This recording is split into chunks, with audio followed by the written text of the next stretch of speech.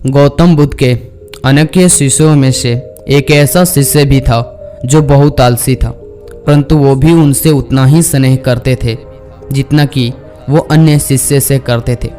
एक दिन गौतम बुद्ध ने उस शिष्य को एक कथा सुनाते हुए कहा कि किसी गांव में एक ब्राह्मण रहा करता था। वो बहुत ही अच्छा इंसान था, लेकिन उसके अंदर एक बहुत ही खराब आदत थी, काम को टालने की। वो हमेशा ही आज के काम को कल पर टालता रहता था। वह यह मानकर चलता था कि यहाँ जो कुछ भी होता है वह सब भाग्य से ही होता है। वह बड़ा ही आलसी और कामचोर था। एक दिन एक साधु उसके घर आया। ब्राह्मण और उसके घरवाली ने उस साधु को खूब आदर सत्कार किया। साधु ने चलते समय प्रसन्न होकर कहा कि तुम बहुत ही गरीब हो, लो मैं तुम्हें एक पारस पत्थर देता हूँ। 7 दिन के बाद आऊँगा और इसे ले जाऊँगा। इस 7 दिन के बीच तुम जितना सोना बनाना चाहो बना सकते हो। ब्राह्मण ने पत्थर ले लिया। साधु के जाने के पश्चात ब्राह्मण ने घर में लोहा खोजा।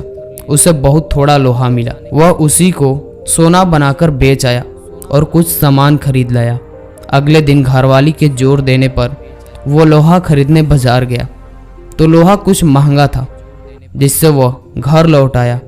2-3 दिन बाद फिर से वह बाजार गया तो पता चला कि लोहा अब पहले से भी अधिक महंगा हो गया है।